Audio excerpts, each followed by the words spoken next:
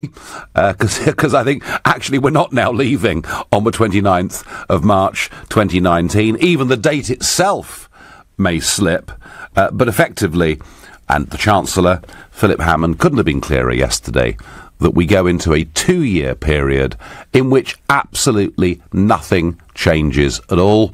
And Jacob Rees-Mogg has said we mustn't allow ourselves to be a colony. Boris even hints we shouldn't be a vassal state. But what I've noticed with all of this is that every time the Prime Minister makes another concession, the Leavers back off a little bit and say, don't worry, folks, it'll be okay next time round. Now, there's also, of course, been a lot of focus on 11 Conservative MPs who voted against their own government, defeating the government. As you know, this happened on Thursday. It was quite a dramatic thing for the government to lose, their first big loss. The cheering in the chamber was quite extraordinary, some of the loudest that I've ever heard. So there have been some pretty vicious attacks on these Tory MPs, and yet, if you really think about it, you know, Ken Clarke has held this point of view for over 50 years, so no particular surprise there. There may be others who perhaps weren't as frank with their electorates back in June as they might have been. But to me, the story that everybody's been missing here completely is the real reason that the government lost. The real reason that Parliament will now have a veto, if there is a deal at the end of the process, is that actually it's the Labour Party that has been through the big transformation. Now look, during the election, Corbyn played it remarkably.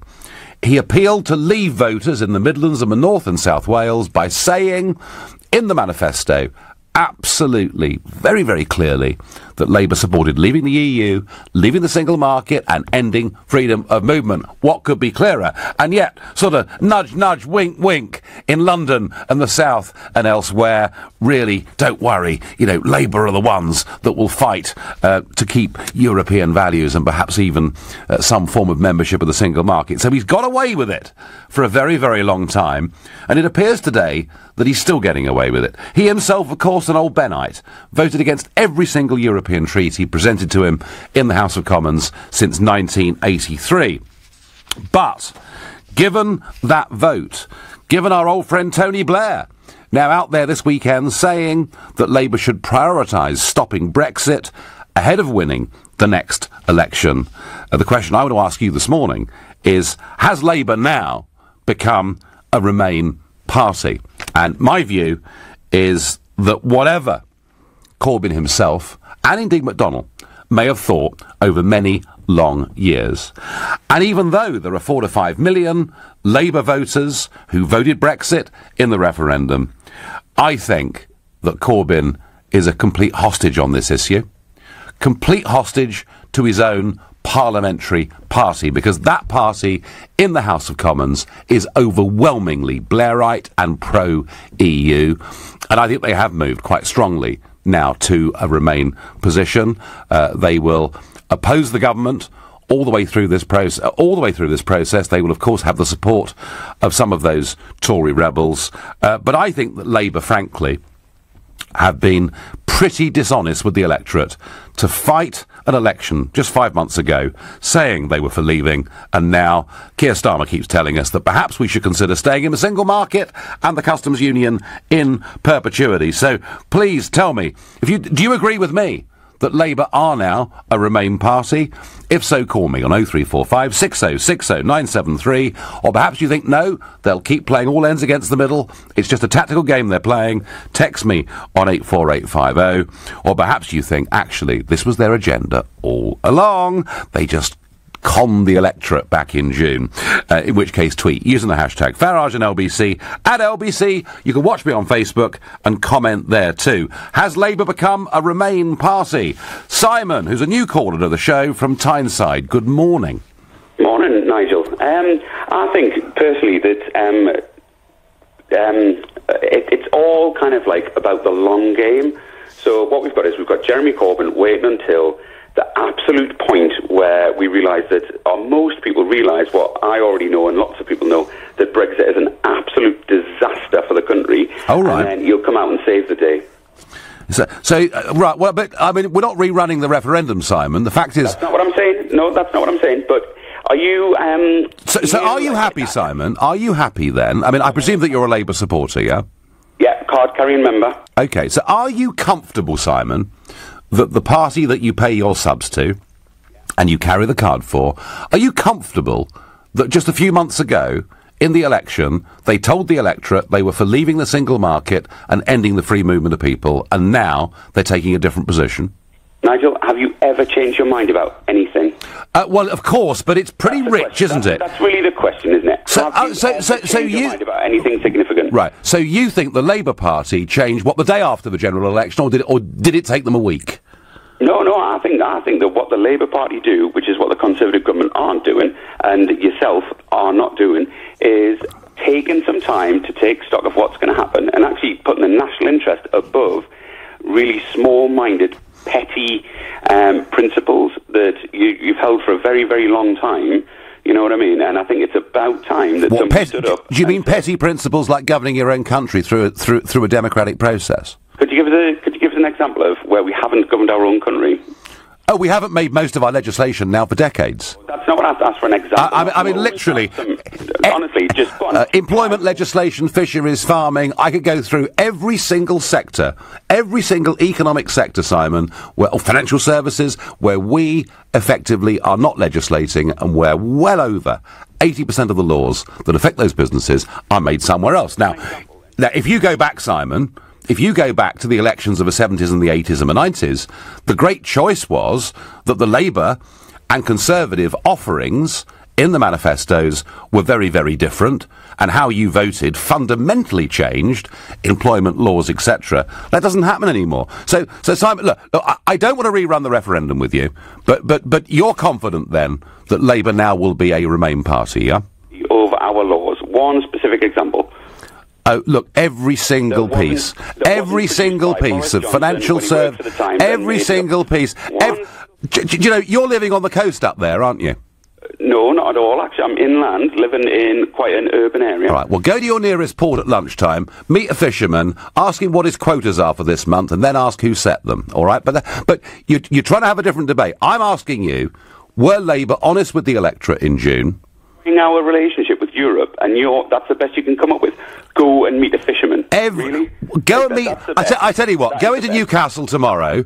Go and see a firm of insurance brokers. Go and meet any commercial industry based in Newcastle or anywhere else up there, and find out where every single rule they have to abide by comes from, and you'll find it comes from somewhere else. Simon, I'm not going to rerun the referendum with you. Nigel, can I just say one last thing before you hang up on us, which you have done twice previously? Well, not surprising given the way this conversation's going, is it? Well, no, this is a debate conversation. You know, I'm asking you: have Labour become a Remain party? Then I would say Labour are becoming a Remain party. Okay, because fine. They realise the utter disaster that Brexit is going to be. Fine, no, Simon, that's fine. I'm going to move on. I'm going to move on. Thank you. Labour is becoming a Remain party, Simon says, and he's proud of that. And he thinks they're perfectly entitled to have changed their mind since the general election in June. And I think if Simon is right, that they are becoming a Remain party, it is an act of extraordinary dishonesty. That's my view. What does Mark in Sevenoaks think? Good morning. Hi. First of all, I think we need to point out that the vast majority of Labour people, Labour MPs, did support Remain in the in the referendum, over 90%, I think. Yep. And the problem now with the polls is that, according to my calculation, there are about 340 Remain constituencies with Remain MPs in them. I think that the Labour Party said that they were going to support support Brexit because they considered it to be the will of the people, rather than because the MPs had changed their minds. I mean, even Theresa May didn't say she'd changed her mind on the situation when interviewed. And the polls are now indicating that the people who didn't vote in the referendum because they were too young, perhaps, or the people who didn't vote because they just didn't know what would happen, seem to be making up their minds that they're worried about Brexit, and that is the way things are going. I think I think we need to be clearer about Brexit in one respect. I think that independence is the wrong word to use, because we want to be interdependent with people to trade with them. I think flexibility is the thing that we need from the EU. Well, we haven't seen much of it, Mark, have we? No. In the negotiations, I mean, the only side that's had to show flexibility has been us, again and again and again. I think that there's a problem in principle with the way in which the EU think, in the sense that in everything you need to balance standardization, gives you convenience, with flexibility, which allows you to experiment and improve. Mark, these are all arguments about, mutual recognition of standards and how much freedom and competition we can have outside the single market, or whether we, as the Chancellor says, should stay aligned. But my basic premise, Mark, is that I think the Labour Party, frankly, were dishonest with the electorate. They did it to get Leavers to vote for them, and they're now becoming a Remain party. Would you agree with that? On that strict point, the problem with... I mean, I would agree with everything that you said, apart from the point you made about honesty. Mm-hmm. Because I don't think that any of the Labour MPs said that they had changed their mind. No. Mark, you're right. The majority of people wanted it. Mark, overwhelmingly, Mark. That may not be the case. Mark, overwhelmingly, it's a Blairite parliamentary party. You're absolutely right. 90% of them did back Remain. It's just that they stood on a manifesto that was somewhat different. That's all I'm saying. Mark, I thank you for your points and your call. You're listening to the Sunday edition of the Nigel Farage Show, exclusively on LBC. It's 10:15. Every day, the world's greatest artists perform on the UK's biggest radio stations. And now, LBC and its sister stations from Global are joining together to bring you one of the biggest awards shows the UK has ever seen. And the winner is... And the winner is... And the winner is... A brand new event. One huge night. Rewarding the very best from the world of music, news and entertainment. The Global Awards. From rock stars to classical composers, chart toppers to journalists, all under one roof. And you can be there with LBC. The Global Awards. Coming soon. Keep listening to find out more. Many dentists across the UK will refer their more challenging dental implant patients to Darwood and Tanner. Here's Andrew Darwood. We are really proud to have patients come to see us from all over the world. Our reputation is built on delivering outstanding dental implant solutions for people with very challenging problems. To find out more about the transformational effect of Darwood and Tanner dental implants, go to darwoodandtanner.co.uk. Darwood and Tanner, obsessive about dental implants. Mum, Dad, Uncle Albert, Auntie Jean, Barry, Gary, Nigel, Sam. At the Co-op, 20 bottle packs of Kronenberg are only £10. That's the Christmas party sorted. Christmas is coming together at the Co-op. Subject to availability, see participating stores for details. See drinkaway.co.uk for the facts. Offer ends 3rd of January 2018. Zing Flowers. Beautiful festive bouquets delivered the very same day when ordered before 12 noon. Visit zingflowers.com. Amazing. Every time. I'm there as she's rushed down the corridor of A&E. Her blooded hands are hanging limp from the side of the hospital bed. She desperately needs a transfusion. She keeps asking for her fiancé. We turn the corner, and I'm here, finally, in the snack aisle. I pick up a selection of crisps before realising that I forgot the potatoes. Back to the fruit and veg aisle it is then.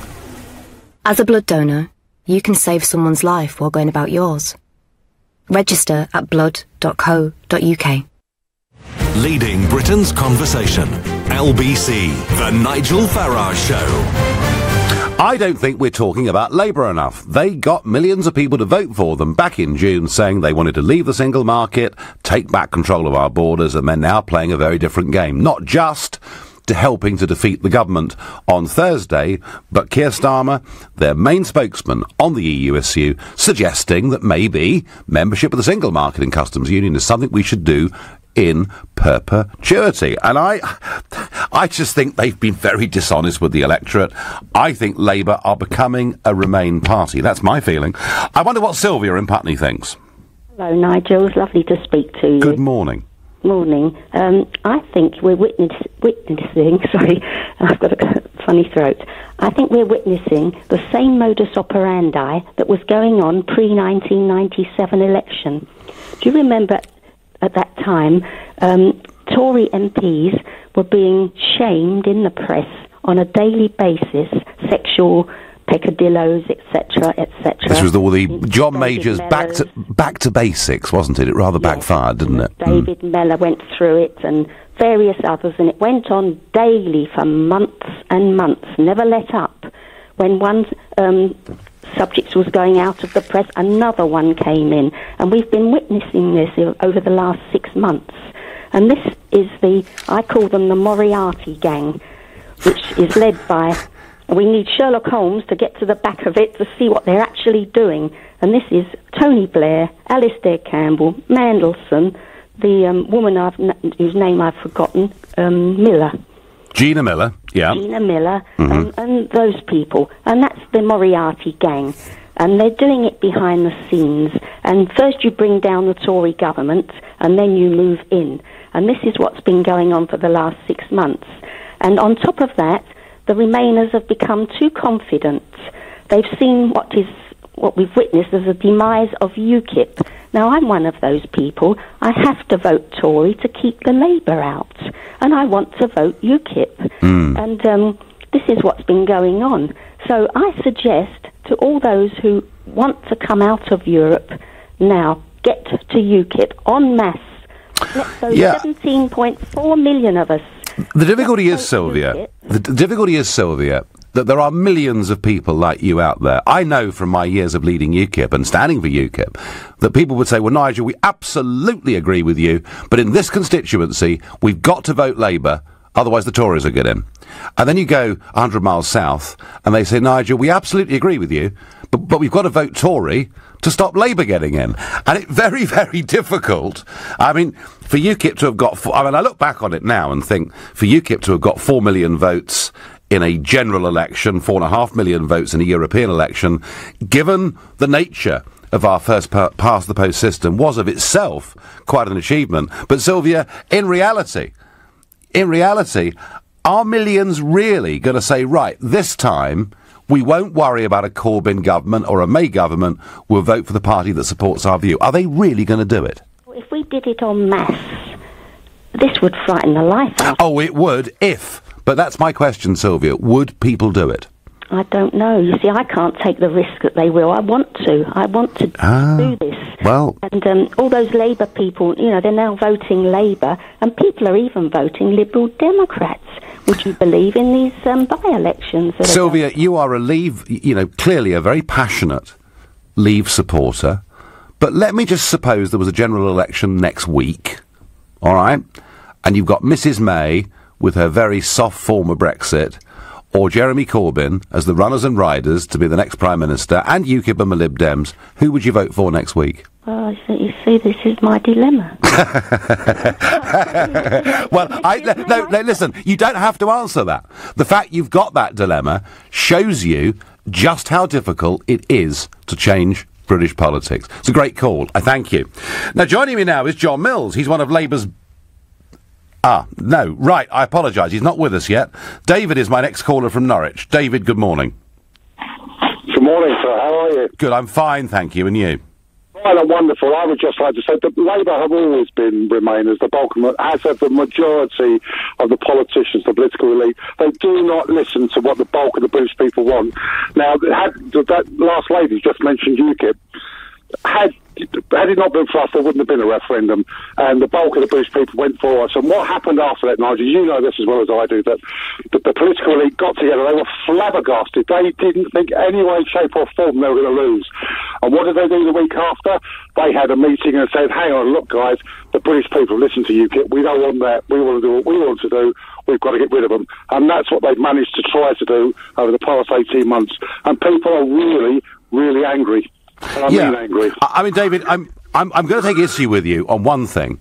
You said the Labour Party have always been Remainers. Actually, history turns that the other way around completely, because in the 1970s, it was the Labour Party who were against joining the common market. And, really big guns in Labour, and one's thinking of the Michael Foots and the Tony Benns and people like this, were vehemently opposed to joining the common market. And indeed, David, as recently as the 1983 Labour manifesto, they were publicly in favour of withdrawal, but it was during Kinnock's time, when Jacques Delors turned up at the conference, TUC and Labour, that they changed. So, historically, they've not always been Remain.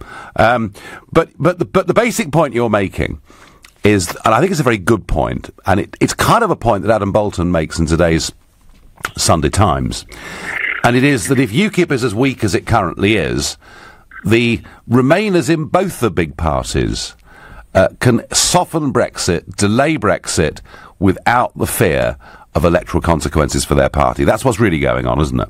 Well, exactly, yeah, but because the people who can the people turn to represent them?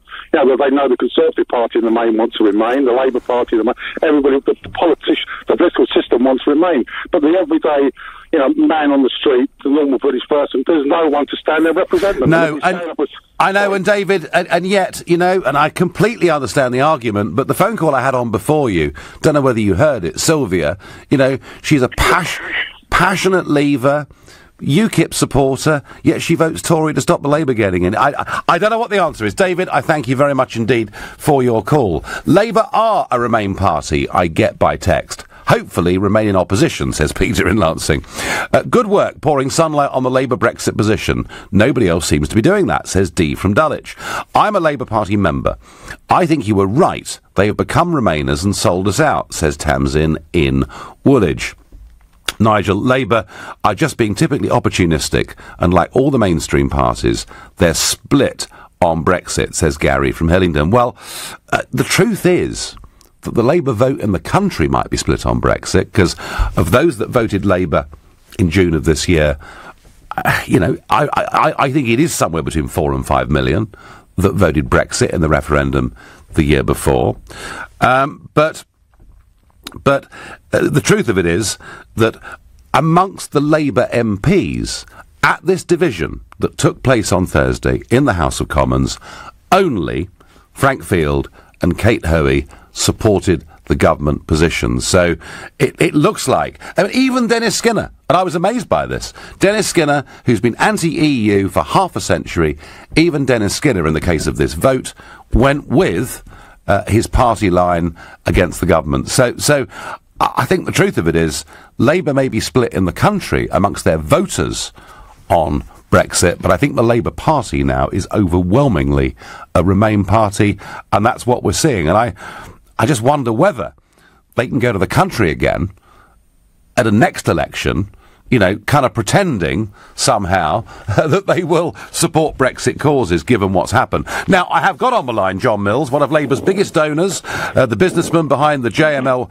home shopping firm. But interestingly, I think John is the only person alive to have played a prominent role in both the referendums of 1975 and 2016. And John is running the Labour Leave campaign. John, good morning. And to you.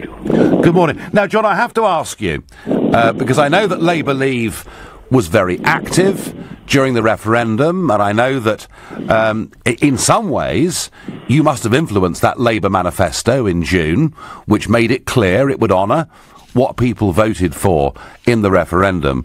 What on earth has happened to your party since the general election? Well, I think the trouble is that the Parliamentary Labour Party has a very large majority of people who would go for the softest Brexit they could, or maybe even reverse the whole thing if they had an opportunity to do so. And with that large block of votes in the Labour Party in that position, plus the dissidents in the Conservative Party, let alone the Lib Dems and so on, I don't think there's a majority in the House of Commons now for a WTO deal, which needs to be the fallback if you're going to negotiate with the EU 27 with some reasonable chance of getting a reasonable deal. And I think the danger now is we're going to finish up with a very soft Brexit, which is going to finish up by being more or less the same as we were before we started, but with no control over which way the EU is going, and still paying the money and all the rest of it. Yeah, well, that's my big fear too. But John, what happened? What happened to your MPs? I mean, I've already mentioned the fact that Kate Hoey and Frank Field supported the government position on this. But what happened to all those other Labour MPs who advocated voting leave? Where were they during this division this week?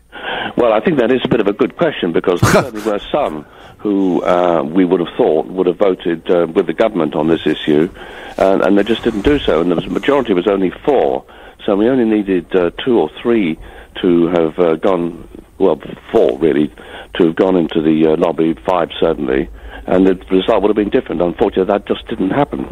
John, I mean, this next question is going to pain you, given the amount of years you've spent in the Labour Party and the personal money you've put into it. But isn't it time now for people like you to face the facts that Euroscepticism is now dead within this Labour Party?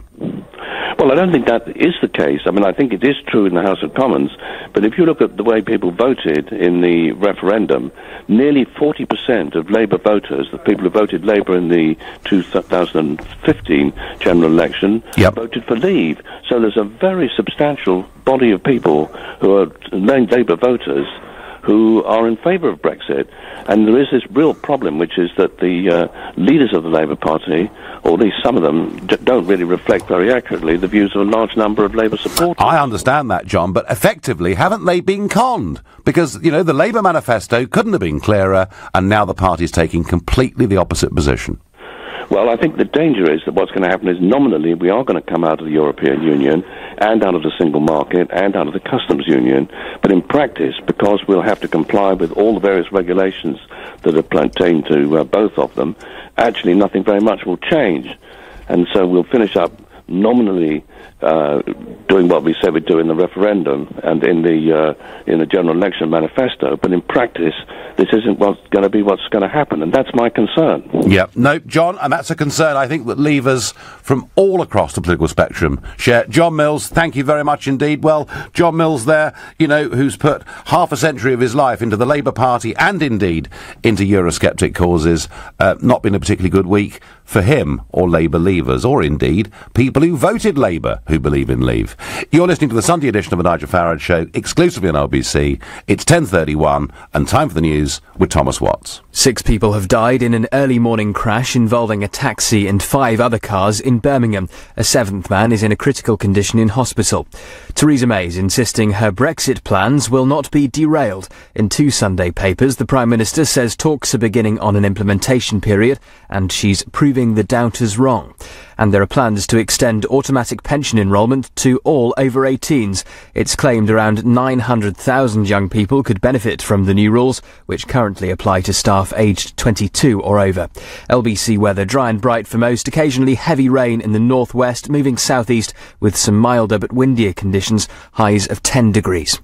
LBC travel in Neasden. It's very slow on the North Circular eastbound after an accident earlier on between Brentfield Road near IKEA and Dog Lane. All lanes are now open, but long queues remain from before Harrow Road. In Westbourne Park, Harrow Road westbound is partially blocked at Bourne Terrace because of an accident. In Roehampton, there's a lane blocked on Roehampton Lane northbound because of an accident between Langside Avenue and the South Circular. That's Upper Richmond Road at the Red Rover. In Chadwell Heath on Whalebone Lane south, the traffic lights aren't working at Salinas Lane in both directions. And on the rails, there are delays on South Eastern of Victoria after electrical supply problems earlier on. LBC Travel, I'm Dave Goff. This is LBC. Miss Dixon, the doctor will see you in room 2. This year, GP appointments are available in your area over Christmas. If you need to see a doctor, contact your practice or visit nhs.uk/GP access for more information. Your NHS, here for you this Christmas. I'm there as she's rushed down the corridor of A&E. Her bloodied hands are hanging limp from the side of the hospital bed. She desperately needs a transfusion. She keeps asking for her fiancé. We turn the corner, and I'm here, finally, in the snack aisle. I pick up a selection of crisps before realising that I forgot the potatoes. Back to the fruit and veg aisle it is then. As a blood donor, you can save someone's life while going about yours. Register at blood.co.uk. You've worked hard your whole life, building up your business and your personal wealth, only for the tax man to take a big chunk after you're gone. Protect your family and loved ones by talking to one of the estate planning specialists at Barnes Rofe. We'll look at your situation and help you to plan ahead and manage your estate for inheritance tax. Don't delay. Visit barnesrofe.com. Barnes Rofe. Clever accountants for business. 2018 will be the year of a magical royal wedding, and to celebrate, the Mail on Sunday's giving away a glossy royal weddings calendar, month after month of glorious photographs, a souvenir to treasure. Don't miss our glossy Royal Weddings 2018 calendar, free with this weekend's Mail on Sunday. Pick up from selected Tesco stores, subject to availability. See newspaper for details. Welcome to London's exquisite Indian dining experience, Marla Restaurant. The finest North Indian cuisine in the most charming setting. Find us in the heart of one of London's divine hidden gems, St Catherine's Dock. Marla Restaurant. Visit us in St Catherine's Dock or go to marlarestaurant.co.uk. Marla. Discover a jewel in London's secret paradise. Today at Tesco, there's 25% off 6 or more bottles of wine. Everyone's welcome at Tesco. 18 plus excludes Express in Scotland. Max 36 bottles. Exclusions apply. Ends December 18th. Leading Britain's conversation, The Nigel Farage Show. Tweet at LBC using the hashtag FarageOnLBC. 6 people have died and a 7th is critically hurt after a multi-vehicle crash in Birmingham. 6 vehicles were involved. It happened early this morning on Birmingham's inner city ring road. Our LBC reporter in the Midlands, Alex Hulse, can update us. Hello?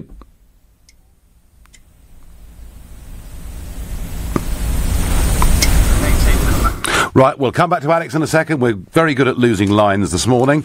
On a lighter note than that horrendous crash, you may have seen that Georgia Toffolo, known as the Toff, has won I'm a Celebrity, Get Me Out of Here, and she is a big Tory supporter and Brexit supporter, and she said Jacob Rees-Mogg is a sex god. He's so clever. I just love him. So I don't quite know what Jacob makes of that this Sunday morning. And some more Donald Trump news. Donald Trump not welcome in a London borough after a council have passed a motion opposing the US president's visit. And yeah, the Royal Borough of Greenwich have decided that the bigoted US president should not visit their borough. Quite what they're going to achieve by that, I don't know, but I'm sure they feel really, really good about themselves. OK, I've got Alex Hulse back, LBC's reporter in the Midlands. Alex, good morning. Yes, hello. This happened, as we know, on a stretch of the road in the Edgbaston area, Lee Bank Middleway. That borders the city centre and leads from one of the city's main night spots, Broad Street, to the east of the city. It would have been very busy with people heading home from nights out.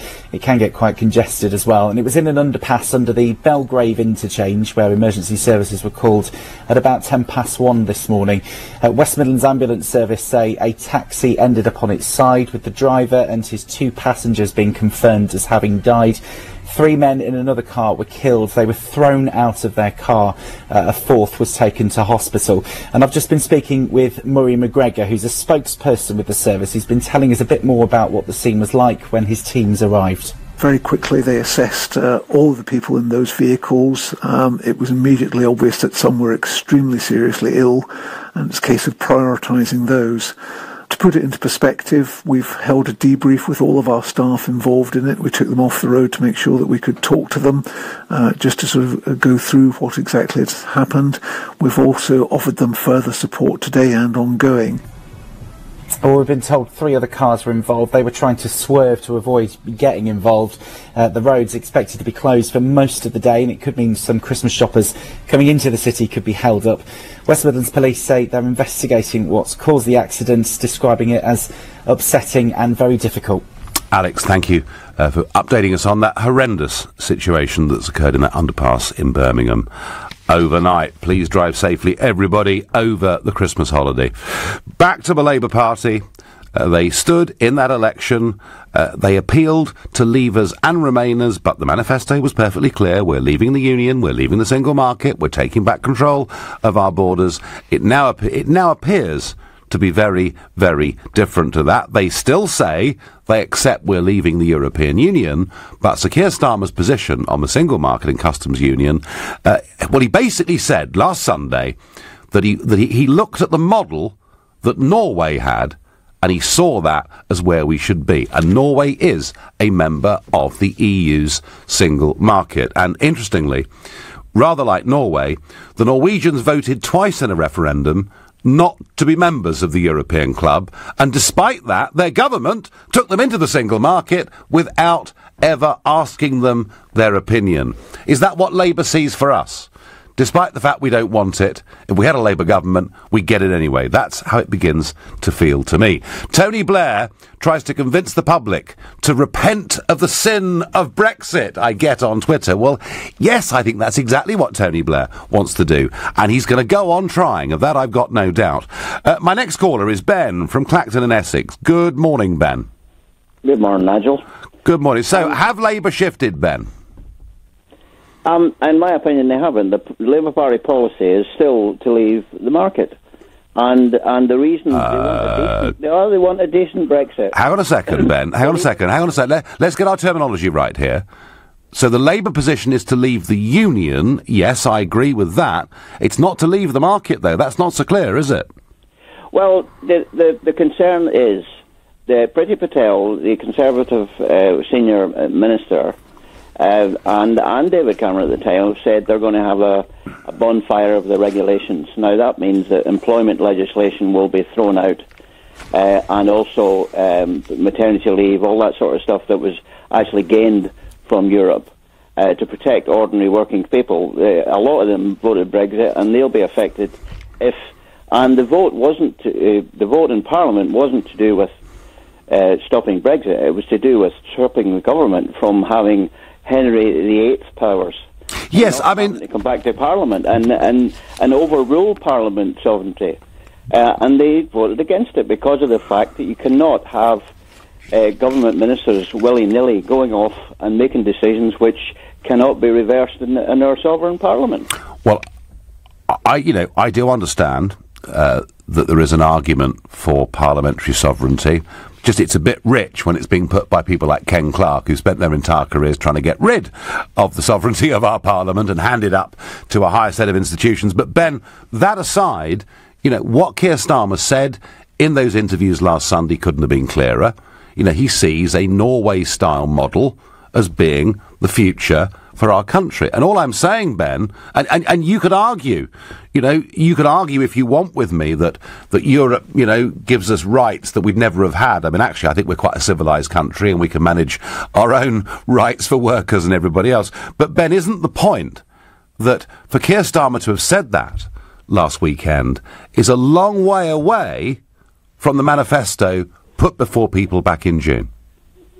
Yes, but I was a senior trade union negotiator, and the council would come along with a load of cuts, and I would either have to work with them on these, because they generally have the power, to make the best deal we possibly can out of the situation. Now, if we're going to have Brexit, then we must protect working people, and if we don't protect working people, then it's a complete disaster, because working people nowadays don't have many rights because of the legislation on tribunals, etc.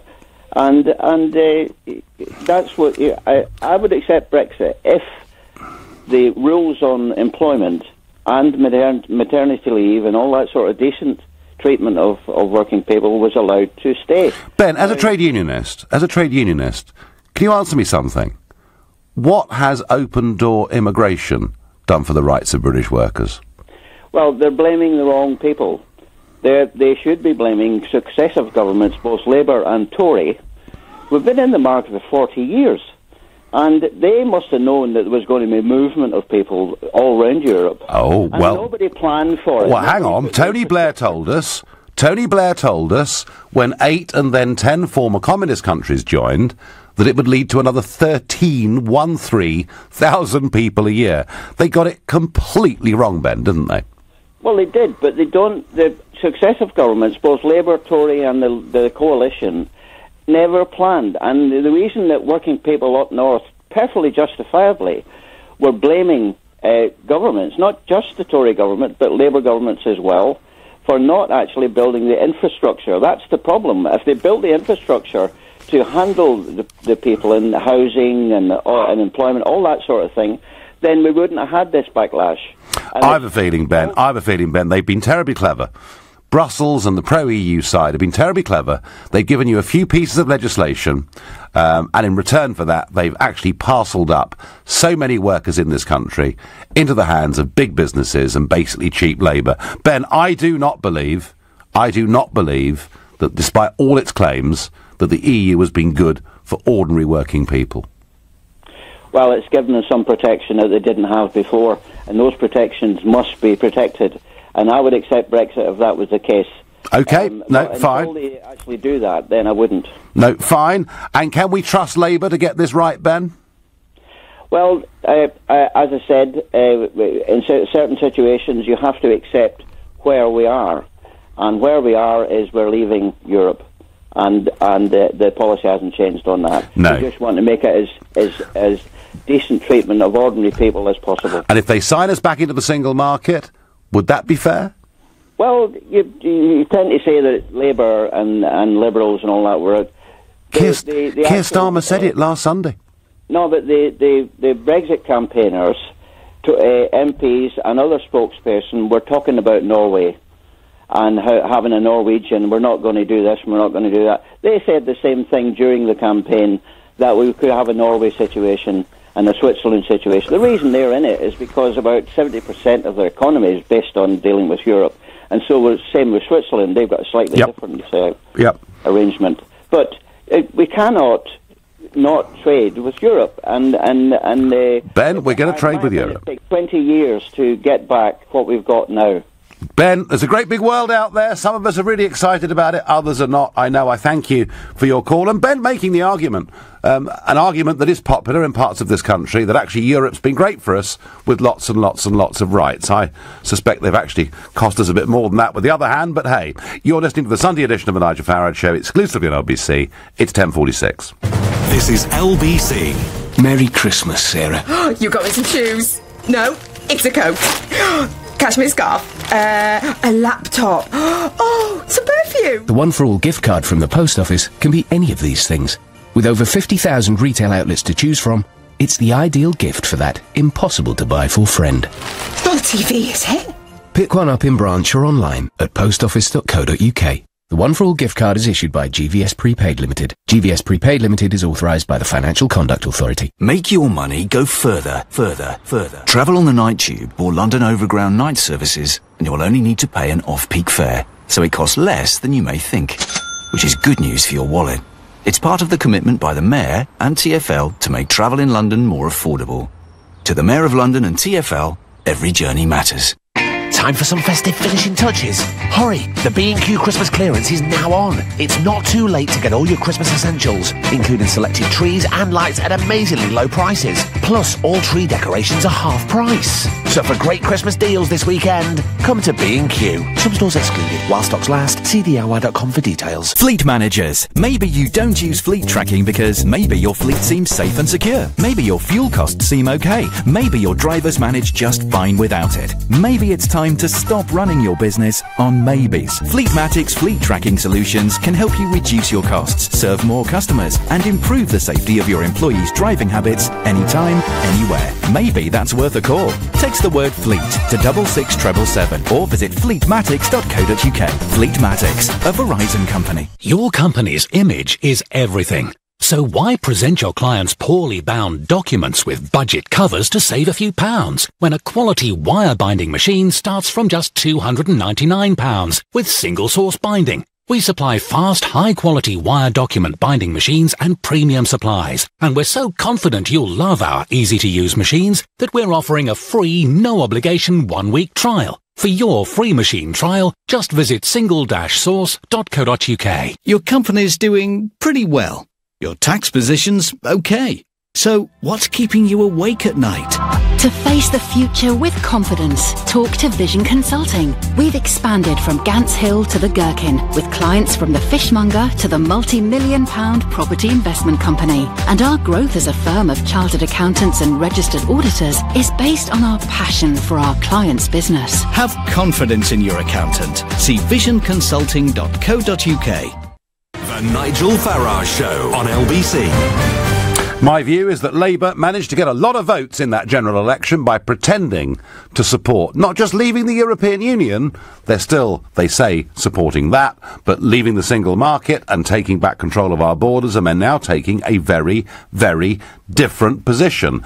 OK, you could argue in the House of Commons their job was to oppose the government, but when I hear Sir Keir Starmer saying that he wants us to head towards a Norwegian-type model, seems to me that is not just a sellout, it's actually, frankly, a grand deception on millions of Labour voters. And we had John Mills on earlier, who heads up Labour Leave, pointing out that about 40% of the Labour vote at the general election was a Brexit vote, and they have been pretty much ignored. Well, whilst we're debating that, there's some really big events taking place in Central Europe. Overnight, a coalition government has been formed in Austria between the Conservatives, led by the 31-year-old Alexander Kurz, and the Freedom Party. Now, the Freedom Party have taken up some senior government positions. They will be described by everybody as being far right. That a lot of that is to do with their foundation, quite a few retired SS officers, etc., who helped found that party many, many decades ago. But let me tell you what's really interesting. They have been a big force in Austrian politics for a very long time, and they, in 2000, went into coalition government. And I was a young MEP sitting in the European Parliament in Brussels, and the uproar about the Freedom Party being in government was such that diplomatic sanctions were put on Austria, and they even talked about going further with trade sanctions. They never quite happened. Fast forward to 2017, and we're not hearing a murmur of criticism really across, from Mr. Juncker or anybody else. They've promised to be good boys, and they've said they won't campaign for a referendum on leaving the European Union. But hey, the truth is, we know the Freedom Party are very, very strongly Eurosceptic. They're now in coalition government in Austria, and the argument that I keep making is however much the political class and the establishment and the liberal media in this country try to fight back against Brexit, I firmly believe the tide of history is still with those extraordinary events of Brexit and Trump that took place in 2016 and that are still rolling out in Austria, the Czech Republic and elsewhere across Europe. I still think right at the heart of all of our big political debates across the West is, do you believe that the nation state is the essential building block of everything that matters, or do you believe we should transfer up to a higher level? Anyway, that's what's happening in Austria today. Steve is going to comment on what's happening here with the Labour Party today. Good morning, Steve. Hi, Nigel. Thanks for having me on again. I think we need to recognise that Brexit isn't the biggest issue at the moment for the Labour Party. I think for most of people in the country it seems to be, but for the Labour Party they've got one prime objective, which is to overthrow the Tories, and to do that they will do anything they can to get support, to get voters, and that's the reason they're being deliberately evasive, because they're trying to back two horses. Yeah, I mean, providing parliamentary opposition, Steve, I mean, I've got less of a problem with the way Labour voted this week than I have about what Keir Starmer's been saying and others have been saying in public. So, I do get the point about providing democratic opposition. But so your basic view is that winning the election is what matters, fine, and that they're prepared, and that they're prepared to be totally flexible with policy according to what suits, yeah? Well, I think they're trying to be publicly flexible to get votes. They don't want to lose half their voters. And when you think, wasn't it 70% of their constituencies, 70% of their MPs are in constituencies that voted to leave, and I think they understand that. So that's why they're trying to be a bit evasive about it. OK, so you still think then, so your view is they're still very much on the fence and we shouldn't prejudge which side of this argument they'll come down on? I'm not sure they are on the fence, but I think they're publicly trying to back both horses. No. I mean, personally, I'm a Democrat. In principle, I agree with the decision made this week. I think Parliament should have a say on the final deal. I think that, however, I do think that's really, really dangerous because I don't trust the people that would be given power to. That's the issue for me. No, fair dues, Steve. I understand that, they are trying to keep support from both sides of the argument, and I understand that, and I see that, and there are commentators, Steve, out there this morning making the same point you're making. That's the game that Labour will continue to play, but my argument, Steve, is there's been quite a big shift, and I think we're heading towards the position where Labour are going to fight the next election as effectively a Remain party. And by that, I don't mean an attempt to rejoin the European Union, because they know that in a referendum the British public would reject that outright, but an attempt to keep us in something that closely resembles it. Steve, I thank you very much indeed for your call. It's not only the Labour Party being Remain, the Conservative Party and the media are all Remain, says Mark. Well, Mark, it's difficult to disagree with that, really, because the truth is, if you see this transition deal that the Prime Minister wants to tie up over the course of the next few months, it would mean that at midnight on the 29th of March 2019, that's if that date holds, nothing would change at all. We would still be paying money, we would still be subject to their laws, we would still have open borders. All that would have happened is we would have left in name only. And I am, well, surprised and perhaps disappointed that the Leavers in the Tory party are not being a lot louder than they are. Yeah, sure, Peter Bone's saying things.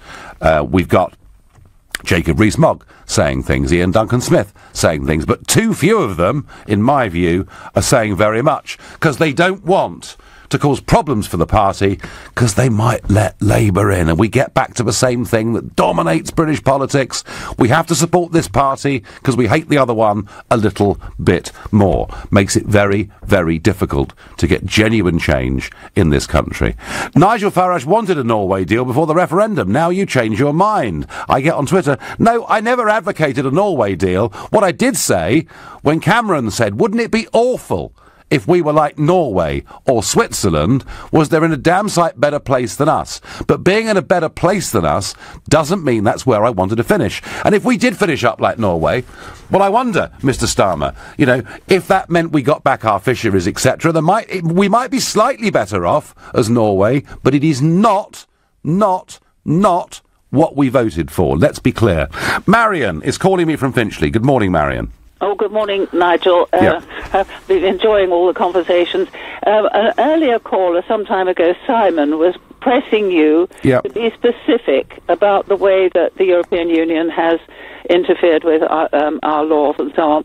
And you weren't really specific enough with him. Marion, it doesn't interfere with our laws, it makes our laws. Indeed, it does. And I'm ringing about one specific point. Yeah. I read about it in July in connection with the dreadful Grenfell Tower tragedy. Mm-hmm. The British, the building research establishment, the British one, were concerned about the way that cladding was being applied to buildings, and it wanted the British standard, which is BS 8414, to apply, and MPs had recommended it should replace the wholly inadequate EN 13501. But the latter had come from the European Union, making it mandatory. So under EU law, the new British standard could only therefore be a voluntary and more expensive option. Now, that's just one. I mean, it's terribly... Well, Marion, I have to bow to your knowledge on this. I don't know those numbers. I do know that there were EU standards on building materials and on hazard, but I can't comment on the specifics of that because I don't know the answer. I don't know the answer.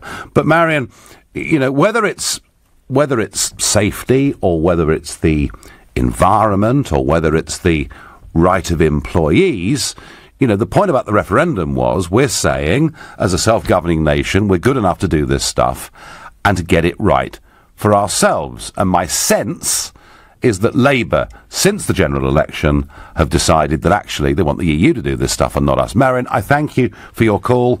We'll have to check those numbers about Grenfell. I mean, I knew something about this, but not all of it. Moving on, the Church of England has apologised to the relatives of a bishop for the way it investigated child abuse claims against him made decades after his death. A report into the handling of the case has criticised the Church's actions, describing its process as deficient.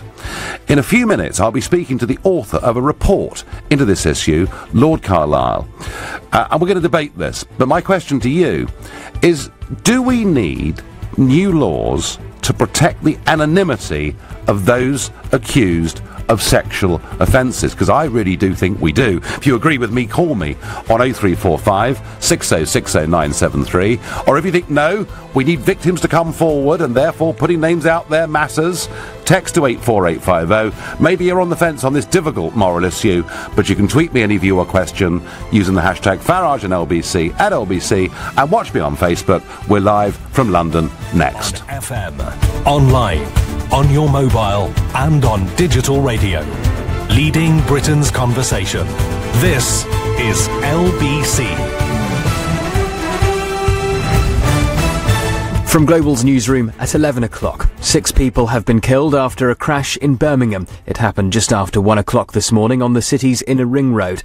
Murray McGregor from the West Midlands Ambulance Service has told LBC it's a distressing scene. There have been 6 cars involved, 3 very seriously damaged. Unfortunately, 6 people died, 5 at the scene. 1 of those got taken by ambulance with a doctor on board to hospital but died shortly after arrival. A 7th person suffered critical injuries and he's been taken to the major trauma centre at the Queen Elizabeth Hospital, Birmingham. The Foreign Secretary's warning the UK must not become a vassal state of the EU. Boris Johnson says the government must agree to allow EU rules to be dropped during any implementation period. The view appears to be at odds with the Chancellor, who's called for a status quo position to ensure a smooth transition for trade. It's as the Prime Minister claims the government is proving the doubters wrong after securing a deal in the first phase of Brexit negotiations. In 2 Sunday newspapers, Theresa May insists Brexit plans will not be derailed. A report accusing the Ministry of Defence of being incapable of making savings. The Commons Defence Select Committee's warning plans to buy warships and jets could be under threat because the MOD will struggle to find the savings required. It insists it's making good progress to save the £7.3 billion needed. 2 police officers are in a critical condition in hospital after they were hit by a car in North London. 3 people, including the driver of the car, have been arrested. It happened before 4 o'clock this morning on the North Circular in Neasden, which was closed for several hours. There are plans to extend automatic pension enrolments to over 18s. It's claimed around 900,000 young people could benefit from the new rules, which currently apply to staff aged 22 and over.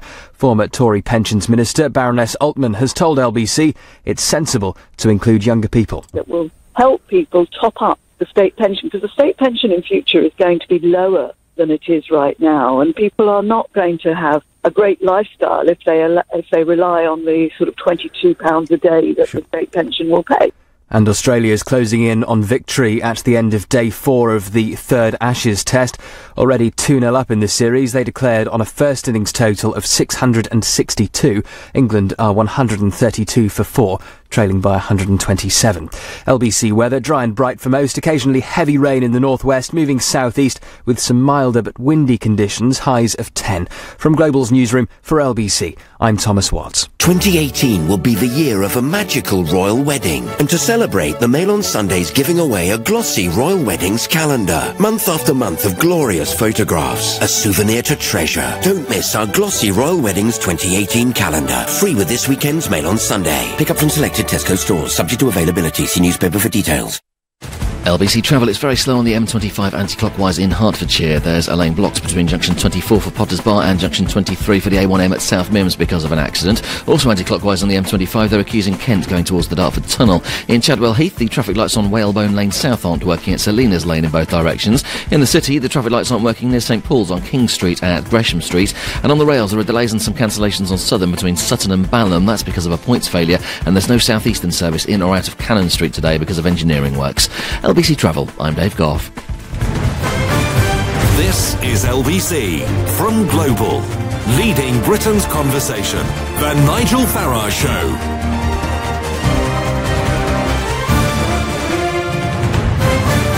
Well, Well, there have been two cases this week that have made me feel really, really uncomfortable about the process whereby people who were accused of crimes are put out into the public domain, and it seems, in the modern environment, there's almost an assumption that they're guilty, and it's up to them to prove their innocence. And that has made me really, really concerned. The first case was 22-year-old Liam Allen, accused of multiple rapes, and his name out there in the public domain. And then it turned out that the police perhaps had not done a particularly brilliant job of this, and the case was dropped. And the other case, an extraordinary case, about a bishop called George Bell, someone who's a bit of a hero in the Church of England, and he seemed to be damned by the Church of England as a result of some claims that were made nearly 4 decades after he died. So I've been really concerned about this presumption of innocence before guilt, about perhaps the need to have legislation to give those that are accused of these crimes anonymity, at least until they're charged, or perhaps even after that. And so I'm sort of asking really this morning, do we need some legislation that actually protects the anonymity of those against whom these kind of claims are made? Please let me know what you think. You can do so by calling 0345 6060 973. You can text to 84850. You can tweet using the hashtag Farage and LBC at LBC. You can watch us on Facebook and comment there too. Now, earlier on today, I spoke to Liberal Democrat peer Lord Carlisle. He's a former independent reviewer of British anti-terrorism laws, and he was the author of a report into the Bishop George Bell case. And I asked Lord Carlisle to explain why the Bishop Bell case is so significant. Bishop Bell died in 1958. He was the Bishop of Chichester and a very much admired churchman who has a name day named after him in the Church of England calendar, which means he's the nearest thing to a saint that the Church of England has. In 1995, 37 years after his death, a woman complained that he had sexually abused her when she had, on a number of occasions, been present in the Bishop's Palace in Chichester in about the late 1940s. The church disgracefully did nothing about that complaint, and it lay dormant until 2013, when she resumed her complaint. The church then, rather slowly, started doing something about it, and eventually they formed a core group which considered the case.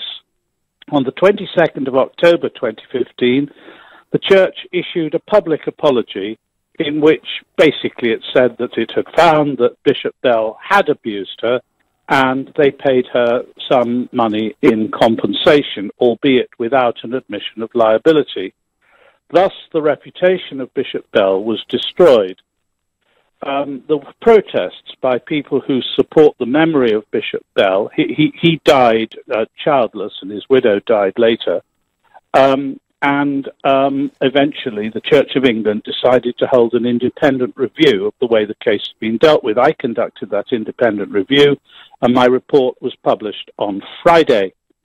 I made recommendations which included that where there was no admission of liability, in other words, there was no finding of guilt, whether to the criminal or civil standard, after a proper inquiry, then the perpetrator's name should remain anonymous, save in exceptional circumstances, just like the complainant's name, because it would not have been found that he was in fact a perpetrator at all. He was simply an alleged perpetrator. I also found that the inquiry into the Bell case conducted by the Church of England fell very far short of due process. I uncovered very easily some evidence that they hadn't even looked for. And so I was critical of the Church of England, which has accepted most, but not all, of my recommendations. Whatever happened to the presumption of innocence before guilt in cases like this? Well, I think that, first of all, the core group, as it was called, that considered the case, suffered from oversteer as a result of a preconception that George Bell must be guilty. And the woman concerned was the only person who's ever made a complaint against Bishop Bell.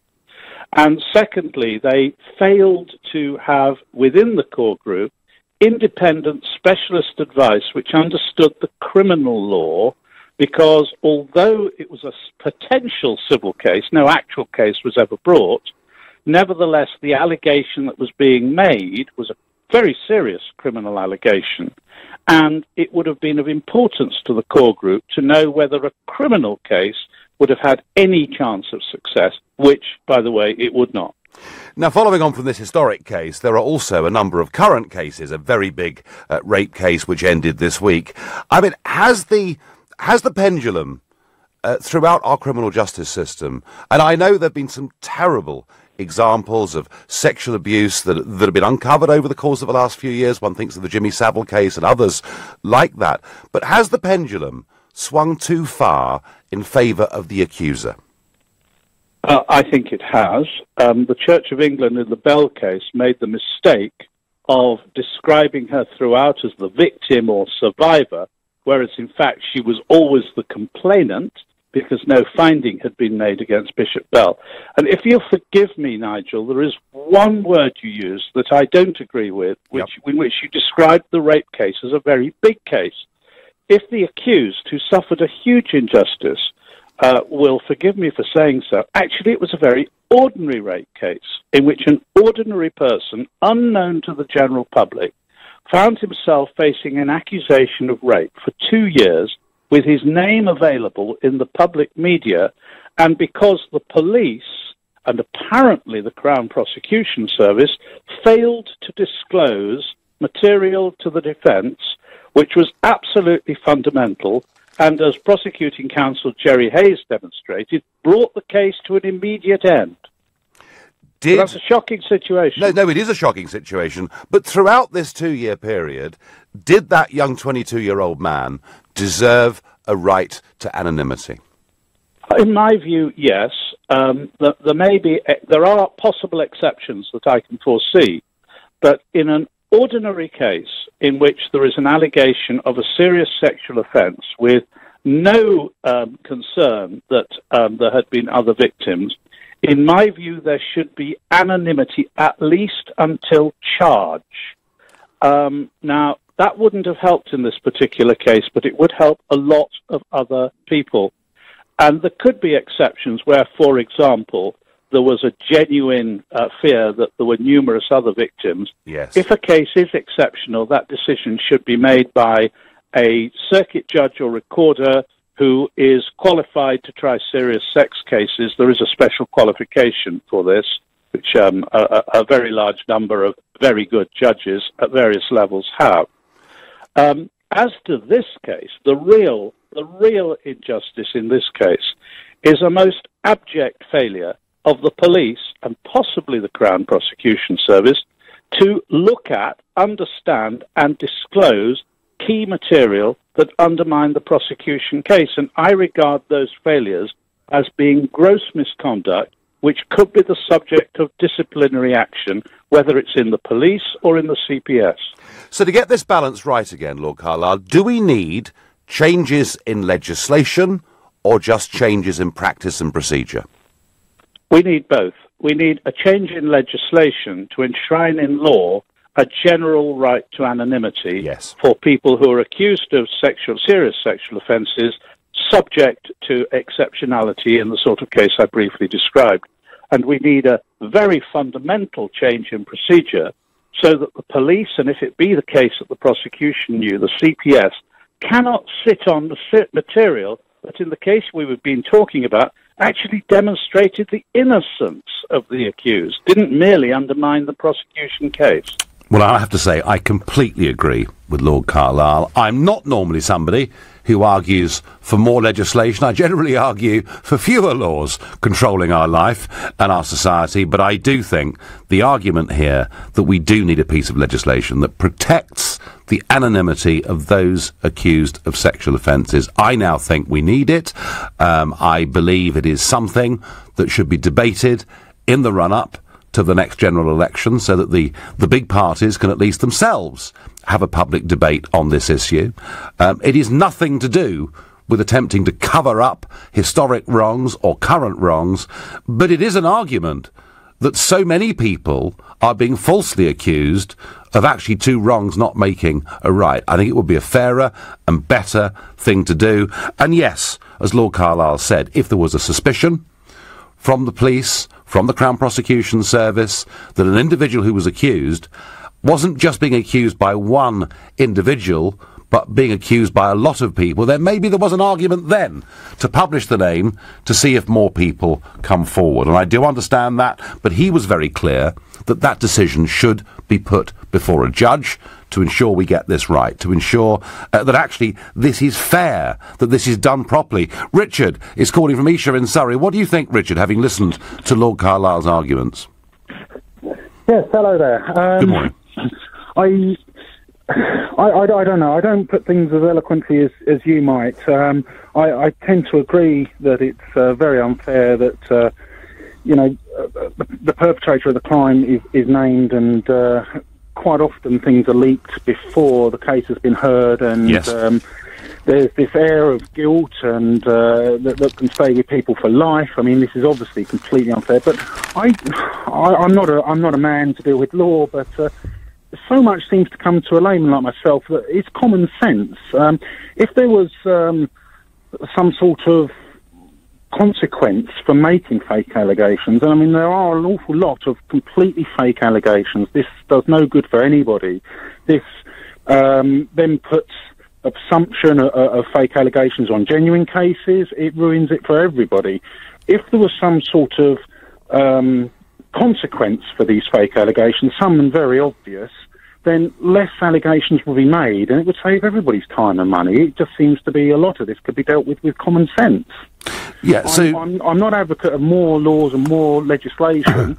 If things can be dealt with a lot more swiftly, and if there was penalties for making fake allegations, then less allegations will be made. I think, Richard, you made a very good point, that those that make false allegations that not only are damaging and injurious to the accused, but also eat up a vast amount of police and court time, there should be a better system of punishments in place. Richard from Esher in Surrey, I thank you for that point.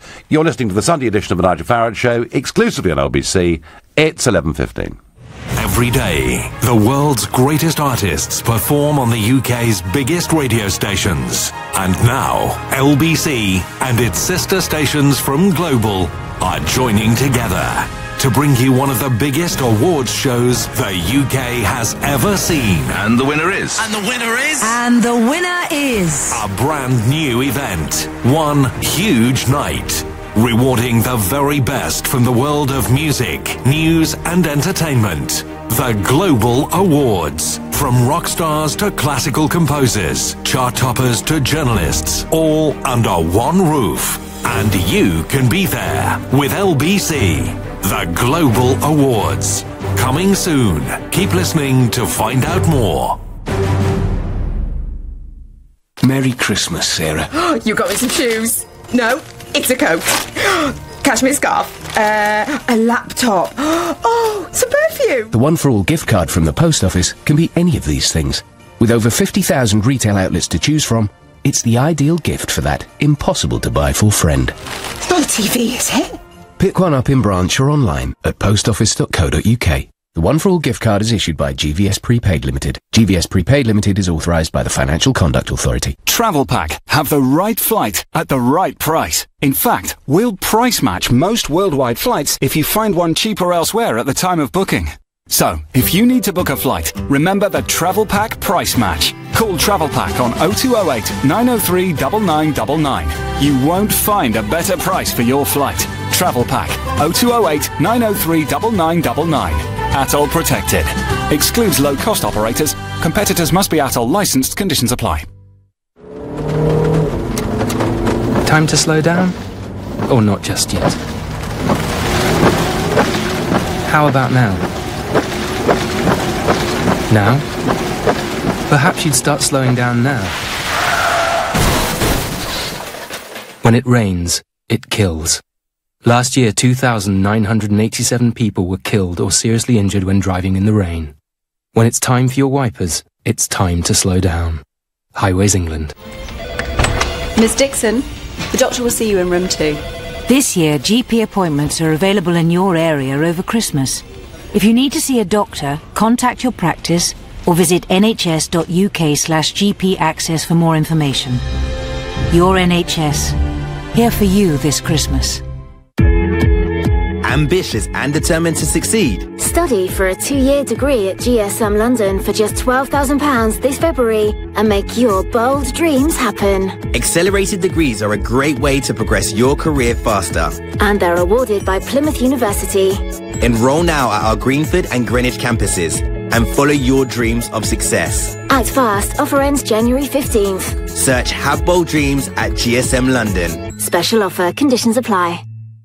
The Nigel Farage Show on LBC. Call 0345 6060 973. So following the case of Liam Allen, he's the 22-year-old who was accused of multiple rapes. This all went to trial. His name was out there in the public domain. It turned out in this case, actually, that the police perhaps had not done their job as thoroughly as they ought to have done. And when the barrister, Jerry Hayes, representing this young man, asked for some police evidence, including text messages, the whole case fell to pieces. But it does raise this much bigger question of, do people who are accused of these kind of sexual crimes deserve anonymity? And are we actually treating them as if they're innocent until proven guilty, or have we sort of moved? Is it almost a little bit as if we've reversed that burden of proof? And that's what's been worrying me for some time. And this week, what with that case and the Bishop Bell case, which Lord Carlisle spoke about so eloquently before the break, I do think the time has come, not just for a change in practices of police, Crown Prosecution Services and courts, but I do actually think a little bit of legislation perhaps is needed. And interestingly, Angela Rafferty, who's the chairwoman of the Criminal Bar Association, she said on Friday that the theory that everyone who reports a sex offence must be a victim may unconsciously have led the police and Crown Prosecution Service into giving complaints not the impartial, in-depth scrutiny that is essential to avoid the kind of injustice that nearly befell young Mr. Allen. So, yes, of course, as a society, we do want to take seriously some of the awful abuses that took place in the past, that no longer do we want institutions to brush them under the carpet. And it's true that churches and state-run organisations did brush much of this under the carpet. We do want the truth about these things. But equally, as I tried to say before the break myself, two wrongs don't make a right. And if somebody is falsely accused of one of these crimes, why on earth should that be in the public domain? That's how I feel quite strongly about this. I wonder what Bruce, who's calling from Hampton Court, thinks. Good morning, Bruce. Oh, hi, Nigel. Firstly, I'd just like to say thank you for Brexit and the chance to get out of the EU. But let's move on to the matter at hand. Absolutely. This practice of the police to withhold evidence until the last possible second is extremely common. It's a standard tactic. If they think they've got their man, they'll do it. Why will they do it, Bruce? Well, obviously, firstly, to aid their case, but in other words, to allow a defence to really not have enough time to get a case together. And it seems to me that this new prosecution lawyer, when he found this out, was utterly disgusted about it. Yes. And I have not first-hand experience of this, I have second-hand experience of this in a case that is known to me. It is a very, very common tactic, and it just needs to be stopped because it can wreck people's lives that are accused of serious things for years. Okay, so you think the police need to change their approach to this, Bruce, yeah? Well, I think that police that deliberately withhold information are not currently being held accountable and should be personally held accountable. Yeah. Okay. No. I think. Look, Bruce. I have framed this debate around the need for a piece of legislation, but I'm not suggesting that is the be-all and end-all. How the police operate, how the CPS operate, what the court procedures are, all of those things are relevant and are true, and I thank you very much for your call. The argument that was being made, Lord Carlisle made it, is if there is any genuine ground for suspicion that more people may be involved, then there was an argument for the anonymity of the individual being dropped. Becky on Twitter takes a different view. She says, can't more potential victims come forward after someone has been convicted and they can then get their own trial? Becky, it's a very, very powerful point, although I suspect that in many cases people would rather, in a situation like this, be on a list with 5 or 10 other people than be out there and exposed on their own. Because, for anybody, the accuser or the accused, going through a trial is a pretty gruelling, frightening thing for anyone to go through. Michael is calling from Penge in South London. Good morning, Michael. Hi, good morning. I think one of the issues we haven't touched on yet is the role of social media, because you can forget about any notion of innocent until proven guilty. I mean, the internet, or the social media, I should say, is judge, jury, and executioner. I mean, there are cases of particularly young people having committed suicide as a result of allegations online, and I think there is, in my view, scope for legislation to deal with this matter. And I think what we need to look at is the role of social media companies, looking at Google, Facebook, Twitter, etc., and redefining them as publishers. Now, I don't know at the moment whether we can do that under EU law, but I think Britain can become a world leader in this and actually take a lead in defining these organisations as publishers. And therefore, the usual checks and balances that apply to other forms of media would be applicable to those organisations. And I think that would help to deal with a lot of this malicious falsehood which is spread online and which destroys lives. No, Michael, I would not for one moment downplay the significance or importance of what you've said. I mean, goodness me, if I just look at the things that have been said about me on social media, I mean, it's unbelievable.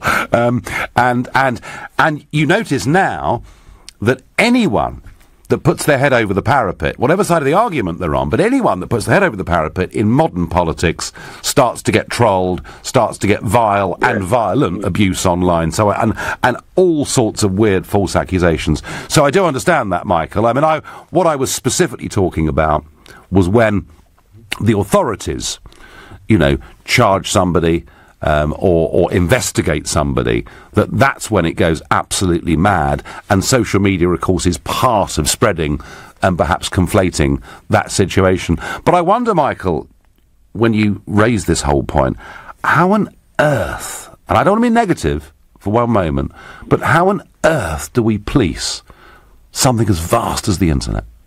Well, I think you'd have to employ people. I mean, it would cost money, obviously. I mean, the internet can be a great thing, but I mean, if you have to have moderators to deal with this sort of thing, then that would be a means to deal with it. I don't underestimate the challenge, but I think it's equally as important as the other points.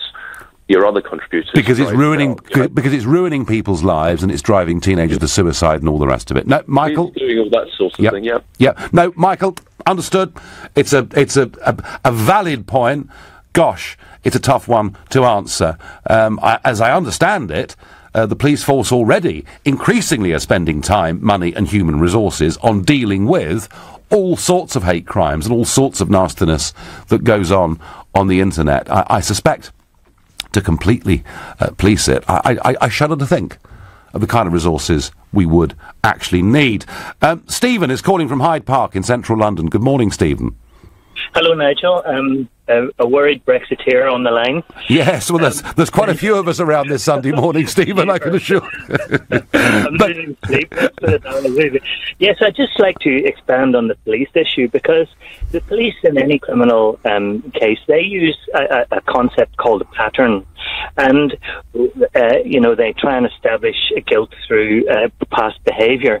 Well, if one turns that on themselves, if they spotlight themselves, think through recent history, the cases where they have withheld information, very famous cases where innocent people have been adjudicated to, or at worst, gone through a lifetime of hell trying to obtain justice. So it's a pattern with the police of withholding. It's not these individual single cases. They are purposely doing this. The problem being that if you've ever had an encounter with specifically the Metropolitan Police, the Complaints Commission, the method by which we can redress any perceived injustice is a farce. There is nothing there for an individual to stop it as it begins. One has to go through a process that they are in complete control of. Yes, I mean, complaints to any level of authority are always a problem, whether it's you try and sue a hospital or even the BBC or whoever it might be. It is always difficult. Stephen, I do understand, and you're the second caller talking about the way the police operate, their modus operandi. Would you agree with my bigger point that perhaps a little piece of legislation that does protect the anonymity of the individual is the right thing to do? Well, I absolutely, and in fact, I would go further. I wouldn't limit it to sexual crimes or rape crimes. I would enforce anonymity for any crime. Yes. Where the public interest perhaps is not in question, because it immediately puts in the modern day social media environment a perception, and you have to undo that perception before you even begin. And it affects people through the whole of their life, through work and everything else. Stephen, I thank you for your call. The one element to this we haven't yet discussed is the role of the press, because for this to work, the press would need to cooperate fully with it, and perhaps that's worthy of further discussion too. You're listening to the Sunday edition of the Nigel Farage Show, exclusively on LBC. It's 11:30 and time for the news with Thomas Watts. 6 people have died in a crash in Birmingham early this morning. Another person's critically injured following the collision at an underpass on the Lee Bank Middleway near Edgbaston. Separately, 2 police officers are in a critical condition in hospital after they were hit by a car in northwest London. 3 people, including the car's driver, have been arrested. And Boris Johnson is calling on Theresa May to agree on a trade deal which gives Britain the power to drop EU laws. The Foreign Secretaries told the Sunday Times failing to do so could make the UK a vassal state after Brexit.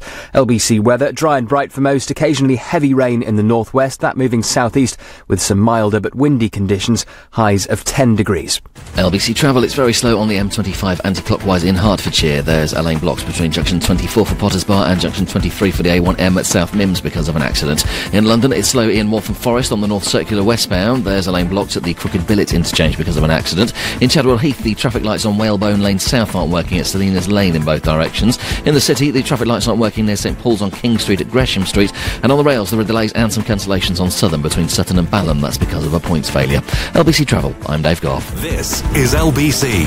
This Christmas you could give the same old thing. Or you could give the gift that's out of this world. 100. At Flight Experience London, take off, fly and land a Boeing 737-800, an officially licensed Boeing product. It's the ultimate flight simulator used for real pilot training, taking Christmas to the max. Book online now from £109 at london.flightexperience.com and give the gift of flight at Flight Experience London.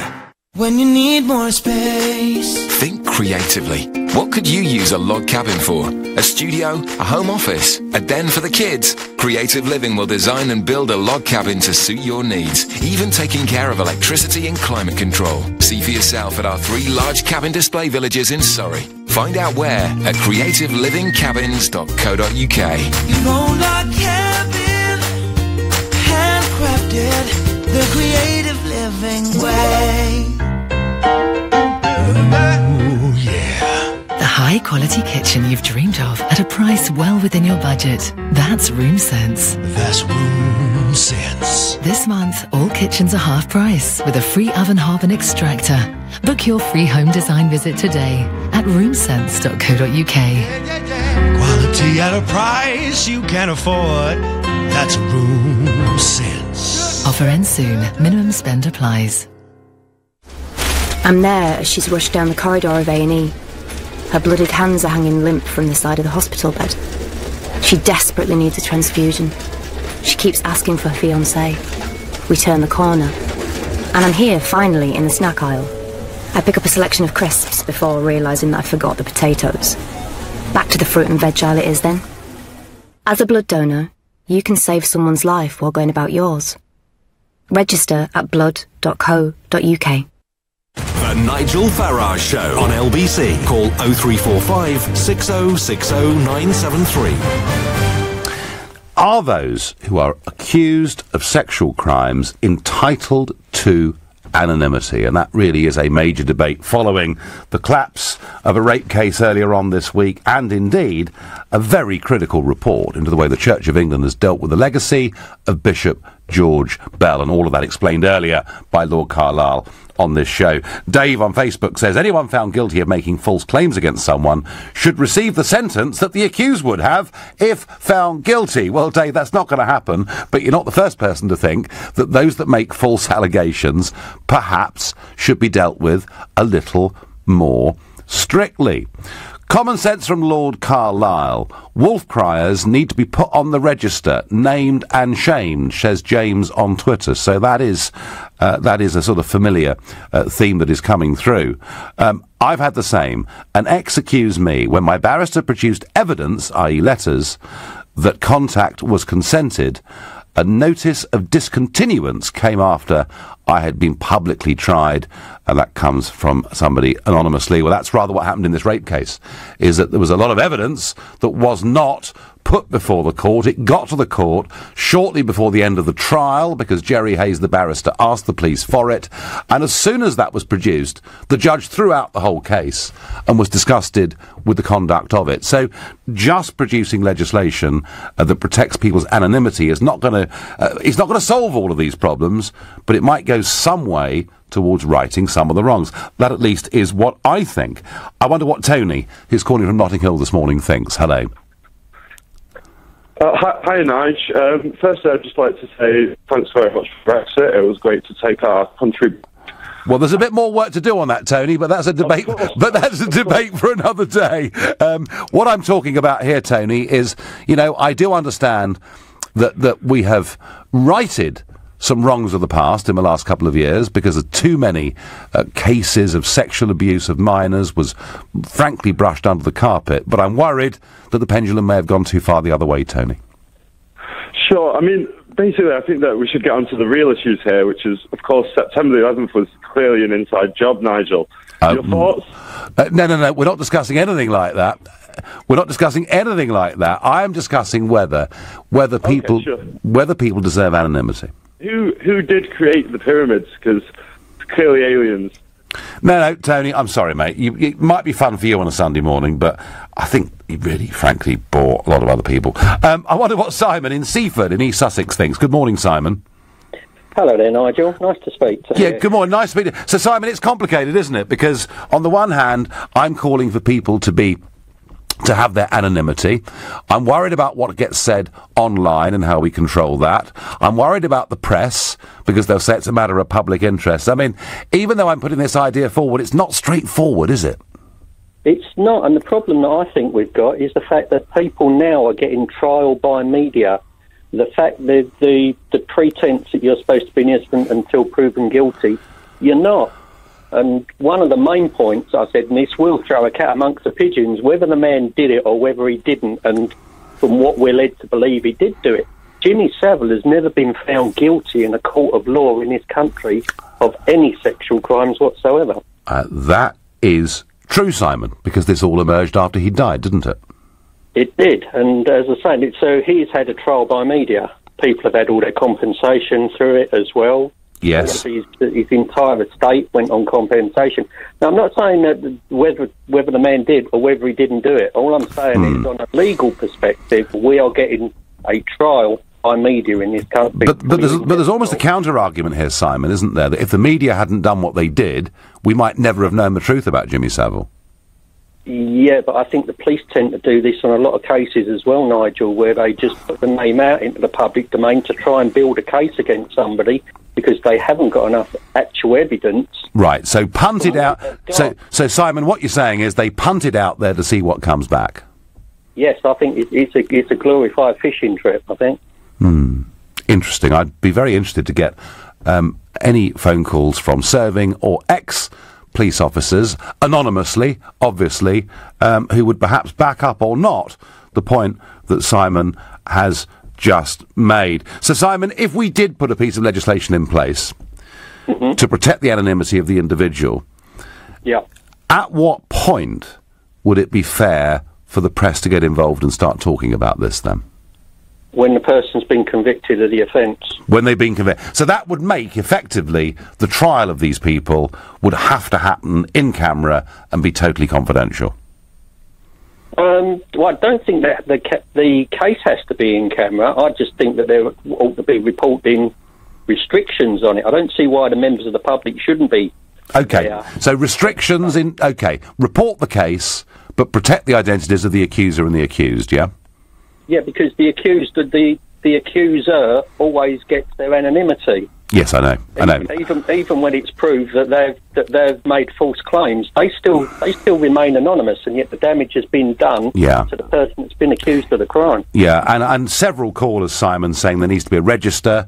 People got to go on this register, be named and shamed, certainly if they're repeat offenders. Simon, interesting points you've made there. Colin in Kings Langley is my next caller. Good morning, Colin. Hi, good morning. Yes, I've got a couple of points. Number one, obviously, I'm a great believer that you're innocent until proved guilty. And nothing else was said.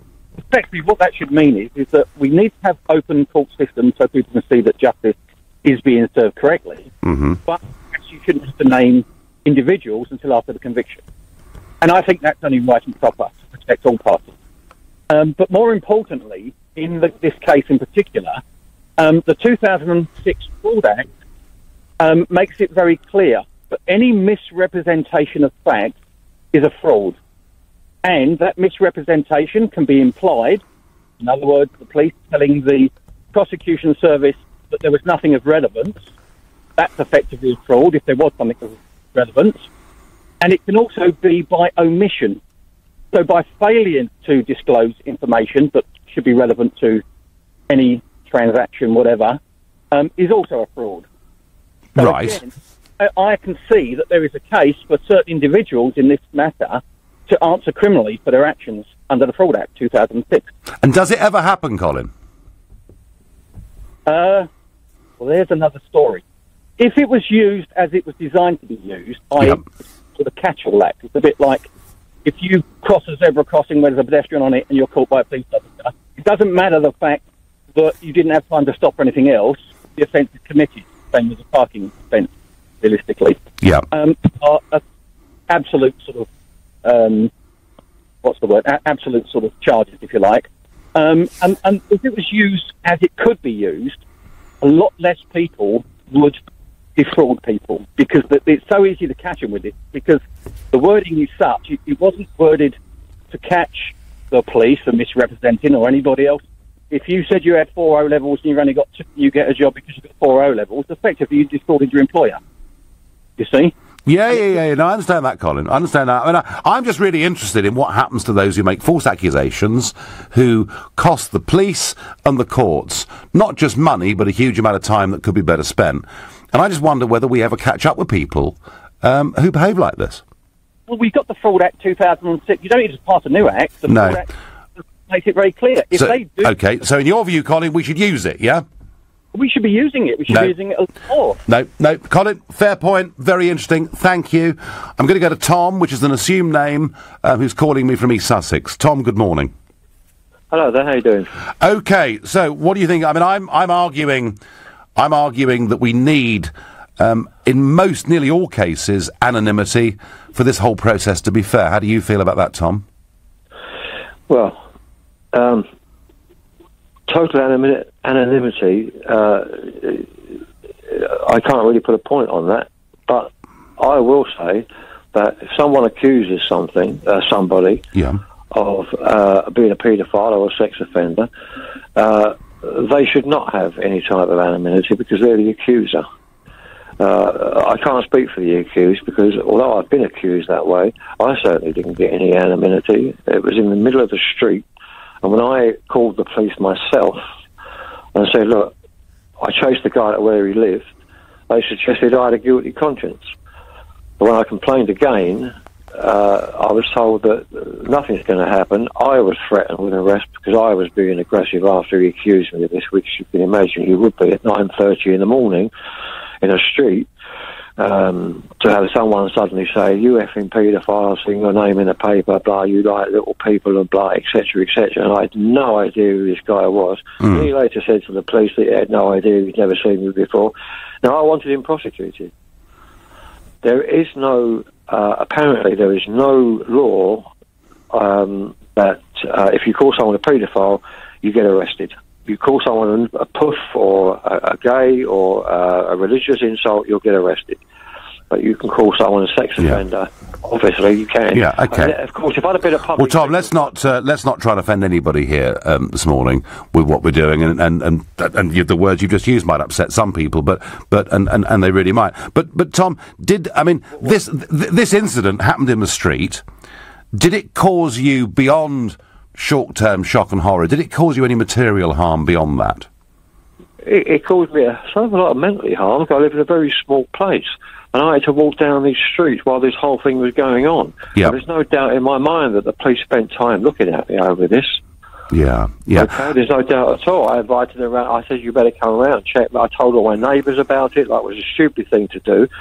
The police said, "You should have kept it to yourself." I said, if I kept it to myself and he just spread the rumour quietly, then people would be pointing at me. So I went round shouting about it as loud as I could. So Tom, you feel... I couldn't... The point I'm making is, Nigel, I couldn't get him brought to court for alleging this. No. And he had anonymity as well. Totally. Yeah. So, Tom, do we need anonymity for both sides of these disputes, or for neither? For neither. For neither. Fine. If you're innocent, you've got nothing to worry about. If you're guilty, then you're... No, Tom, you've made a very, very, very different, unique point. Tom feeling, actually, anonymity doesn't work anyway, but the accuser should be prepared to have their name out there, and he cites his own case that happened to him on the streets. You're listening to the Sunday edition of the Nigel Farage Show, exclusively on LBC. It's 11:45. Coming up at 12 on LBC, Majid Nawaz. Star Sports Bookmakers has been accused of racism after it posted a picture of a man mocking Diane Abbott in blackface. Is blacking up racist? Majid Nawaz on LBC. Time to slow down? Or not just yet? How about now? Now? Perhaps you'd start slowing down now. When it rains, it kills. Last year, 2,987 people were killed or seriously injured when driving in the rain. When it's time for your wipers, it's time to slow down. Highways England. Merry Christmas, Sarah. You got me some shoes. No, it's a coat. Cashmere scarf. A laptop. Oh, some perfume. The One for All gift card from the post office can be any of these things. With over 50,000 retail outlets to choose from, it's the ideal gift for that impossible-to-buy-for friend. It's not a TV, is it? Pick one up in branch or online at postoffice.co.uk. The One for All gift card is issued by GVS Prepaid Limited. GVS Prepaid Limited is authorised by the Financial Conduct Authority. Come and experience Lebanese dining at Marouche Restaurants. Try some of our amazing dishes, kafta dipped in a delicious hummus, or a colourful meze, complemented by a robust Lebanese red. With live music and traditional belly dancing, enjoy an atmosphere to match the food's rich and distinctive flavours. Go to Marouche.com to find out more.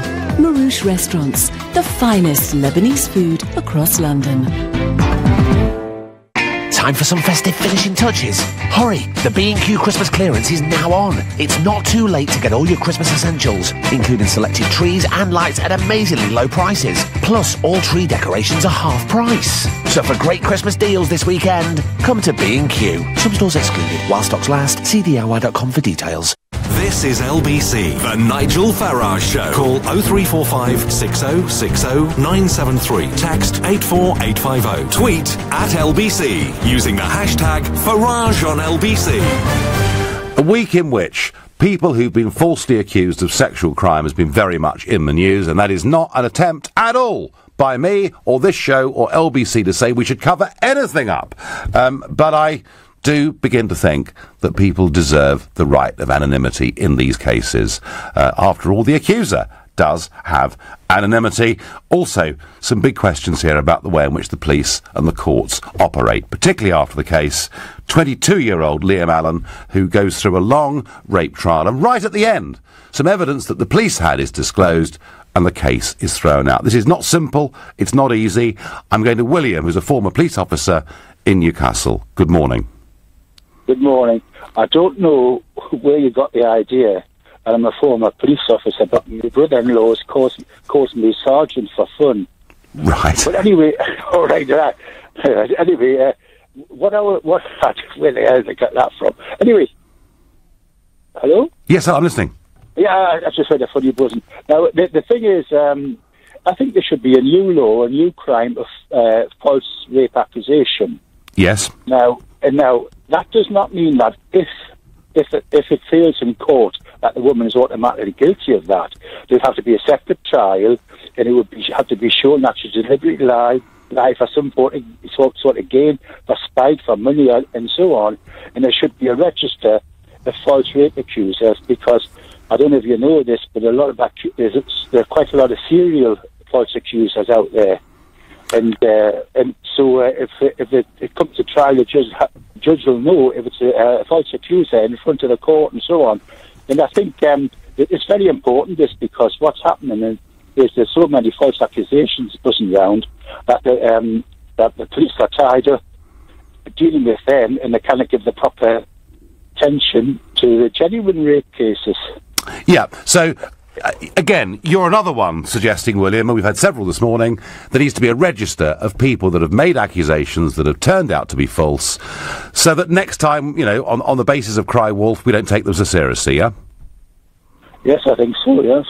Right, okay. I wonder, William, thank you very much indeed for that call.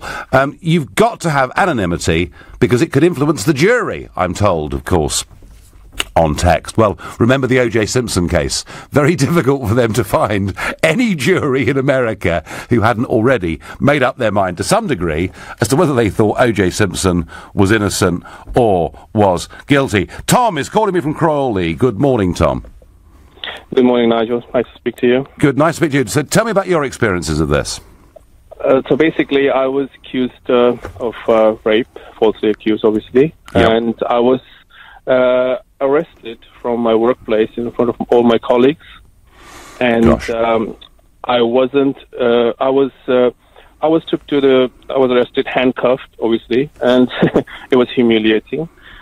Plus, they did, after taking my statement and everything, because I had no criminal record whatsoever, so they did send me out on bail after like 8-10 hours in custody.